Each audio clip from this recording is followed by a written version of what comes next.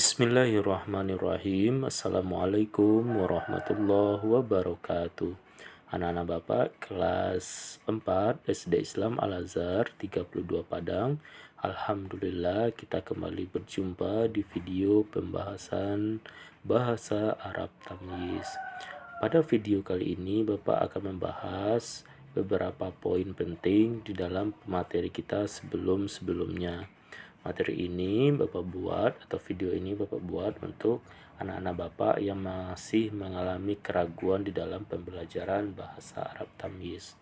Pada video sebelumnya atau materi-materi sebelumnya kita sudah membahas tentang kalimah di dalam bahasa Arab. Kalimah di dalam bahasa Arab itu ada 3. Ada yang disebut dengan isim, ada yang disebut dengan fi'il, dan ada yang disebut dengan huruf.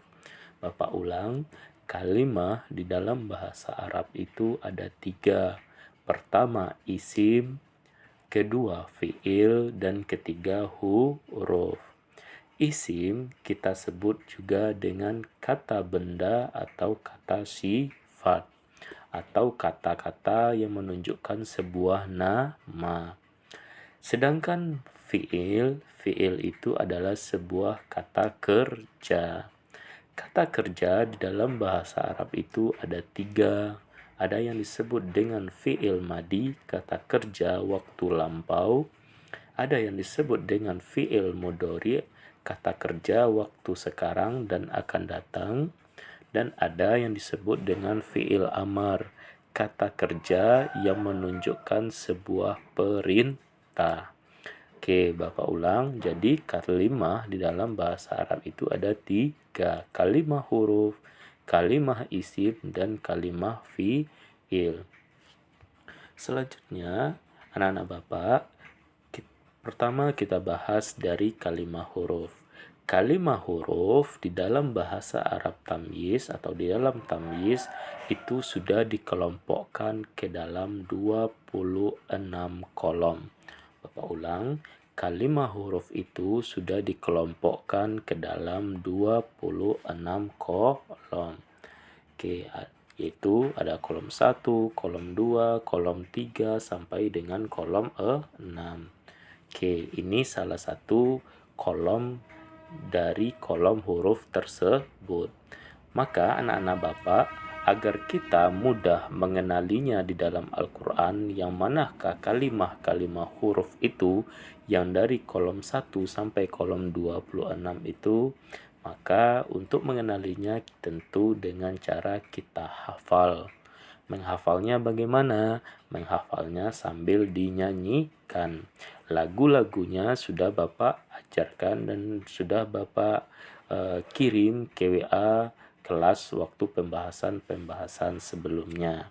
Anak-anak Bapak tinggal memutar lagu tersebut dan didengarkan berkali-kali. Mudah-mudahan setelah didengarkan berkali-kali Ananda menjadi hafal. Tentunya mendengarkannya sambil menyanyikan, sambil Ananda tirukan. Oke anak-anak Bapak, itu pembahasan tentang kalimah huruf. Selanjutnya pembahasan tentang kalimah isim. Kalimah isim itu untuk mengenalinya di dalam Al-Quran adalah dengan cara mengetahui ciri-ciri dari isim tersebut. Ciri-ciri isim tersebut ada 8. Dan lagunya untuk menghafal ciri-ciri isim ini juga sudah Bapak ajarkan. Anak-anak Bapak tinggal mengulangnya kembali atau menghafalnya kembali sambil menyanyikan. Oke, ciri-ciri isim itu ada 8. Pertama, berakhiran tanwin. Oke, isim itu ada yang berakhiran. Berakhirannya itu ada 2. Pertama, berakhiran tanwin, dan kedua, berakhiran kasroh. Oke, berarti anak-anak Bapak tinggal lihat katanya apakah ada akhiran tanwin enggak di akhir katanya itu. Maka jika dia ada akhiran an, ada akhiran in, ada akhiran un, maka dia kita sebut dengan kalimah isim. Kemudian kedua, jika kata itu diakhiri oleh kasroh atau baris bawah, maka kalimah itu bisa kita sebut dengan kalimah isim. Berikutnya ciri isim itu adalah berawalan. Berawalan. Apa yang mengawalinya? Pertama al, kemudian ma atau mi atau mu. Berarti berawalan huruf mim. Mimnya itu terkadang nanti ada yang berbaris di atas atau ma, ada yang berbaris di bawah atau mi, ada yang baris di depan atau mu. Maka yang berawalan itu ada dua, berawalan al dan berawalan ma, mi, mu. Maka anak-anak Bapak tinggal lihat, adakah kata yang berawalan al? Maka otomatis kalau ada yang berawalan al, maka anak-anak Bapak sebut kalimah tersebut adalah kalimah isim.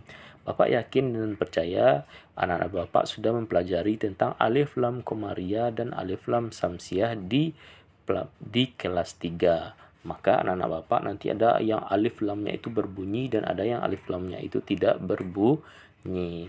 Maka anak-anak Bapak tinggal lihat aja kode alif dan lam di depannya. Maka jika ada kode alif dan lam di depannya, maka itu adalah isim. Berikutnya, ciri isim yang keempat itu adalah berawalan ma, mi, mu. Oke, kalau berawalan ma biasanya itu menunjukkan sebuah tempat. Kalau berawalan mi itu biasanya menunjukkan sebuah alat.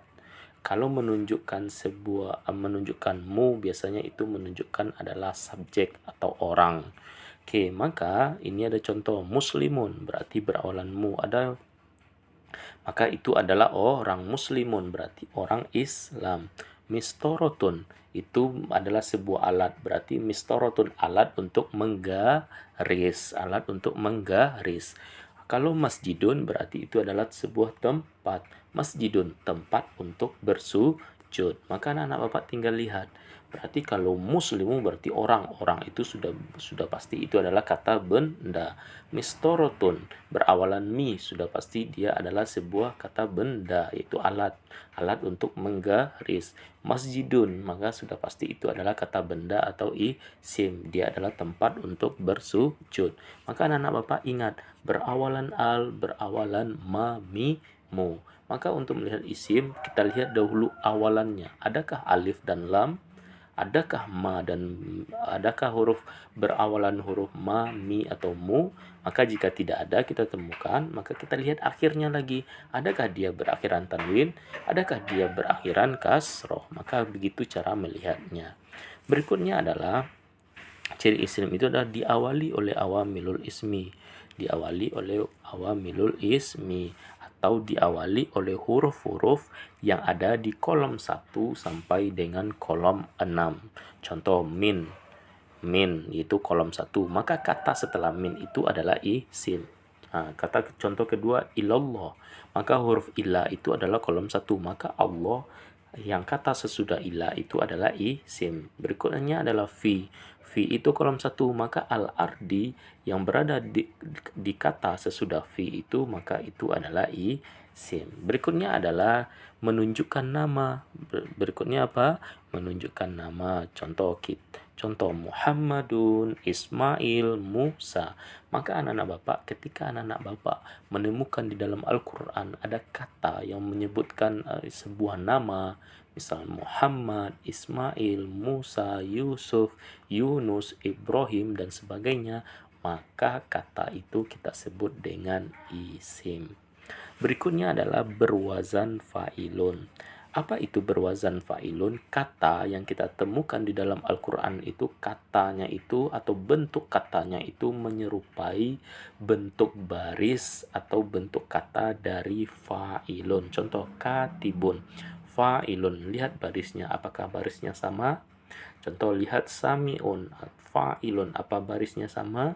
Ya, jadi yang anak Bapak pedomani adalah barisnya atau bentuk dari baris fa'ilun tersebut. Berikutnya, ciri yang berikutnya adalah kata majmu'. Anak-anak Bapak ingat saja kolom 25. Huhuma artinya dia. Anak-anak Bapak ingat kolom huruf-huruf yang berada di kolom 25. Maka kalau ada sebuah kata bersambung dengan kolom 25, atau kolom 25 itu biasanya selalu di akhir kata. Maka kalau ada sebuah kata bersambung atau bergabung dengan kolom-kolom 25, maka sudah pasti atau sudah bisa kita katakan kata sebelum kolom 25 itu atau kata yang bergabung dengan kolom 25 itu adalah isim. Begitu cara memahami dan mengetahuinya. Oke, anak Bapak, berarti intinya anak Bapak tinggal menghafal ciri-ciri isim tersebut. Kemudian Anda buka Al-Quran, kemudian Anda tebak-tebak. Misalnya lihat kata azabun.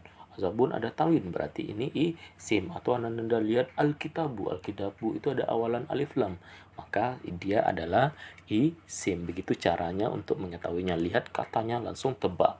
Lihat bentuk kata awalnya, lihat bentuk akhirnya, lihat bentuk katanya. Apakah dia menyerupai ciri-ciri dari isim? Jika benar, maka dia adalah isim. Begitu cara memahaminya. Oke, anak-anak Bapak, berikutnya kita bahas tentang fi'lul, tentang fi'il atau kata kerja. Di pembahasan tamyiz, fi'il yang pertama kita bahas itu adalah fi'il mudhari'. Apa fi'il yang pertama kita bahas adalah fi'il mudhari'. Untuk mengenali fi'il mudhari', Anda cukup melihat di awalnya saja, di akhirnya nggak usah Anda lihat. Untuk mengenali fi'il mudhari' di dalam Al-Quran, Anda cukup lihat awalnya. Awalnya itu ada yang berawalan ya, ada yang berawalan ta, ada yang berawalan a, dan ada yang berawalan na. Ini standarnya. Terkadang nanti ada yang berawalan yu, ada yang berawalan tu, ada yang berawalan u, dan ada yang berawalan nu. Maka Anda tinggal menghafal atau melihat awalan-awalan katanya. Gimana caranya? Ya, yu, ta, tu, a, u, na, nu. Ada 6 huruf awalan di fi'il mudhari'. Anda tinggal melihatnya lagi. Maka jika ada awalan-awalan itu, maka itu kita sebut dengan fi'il mudhari'. Oke. Berikutnya adalah kita bahas tentang fi'il madi. Oke. Fi'il madi itu, kalau tadi fi'il mudhari' itu kita lihat dari awalannya, dari huruf awalnya, yaitu ya, yu, ta, tu, a, u, na, nu. Sedangkan di fi'il madi kita lihat adalah di huruf akhirnya. Di huruf akhirnya. Terkadang nanti di huruf akhir fi'il madi itu apa? Ada yang alif, ada yang waw dan alif, ada huruf ta. Ta-nya itu ada terkadang baris di atas, ada baris di bawah, ada baris di depan, dan ada baris depan. Bahkan ada yang sukun. Bahkan ta-nya itu ada yang panjang. Dan ada ta-nya itu yang bersambung dengan huruf mim. Seperti tum, tuma, dan sebagainya. Kemudian apa lagi? Kemudian salah satu ciri dari fi'il madi itu lagi apa? Berakhiran huruf na. Ada yang na biasa, ada dan na yang panjang. Berarti anak Bapak tinggal melihat atau menandainya atau menghafal huruf-huruf akhir dari fi'il madi tersebut. Sekarang pertanyaannya gimana? Ada kata yang berawalan ciri-ciri fi'il mudhari'. Kemudian di akhirnya ada ciri-ciri fi'il madi, contoh huruf na. Maka anak-anak Bapak, pedomani adalah huruf depan, abaikan huruf belakang. Contoh yaf'aluna. Yaf'aluna diawali oleh huruf ya, diakhiri oleh huruf na. Maka anak-anak Bapak abaikan huruf na, pedomani huruf ya. Berarti yang kita sebut yaf'aluna itu adalah fi'il mudhari', bukan fi'il madi. Oke anak-anak Bapak, agar memudahkan berarti anak-anak Anda lihat bentuk-bentuk dari fi'il madi di sini. Lihat huruf-huruf akhirnya. Itu pembahasan dari fi'il madi.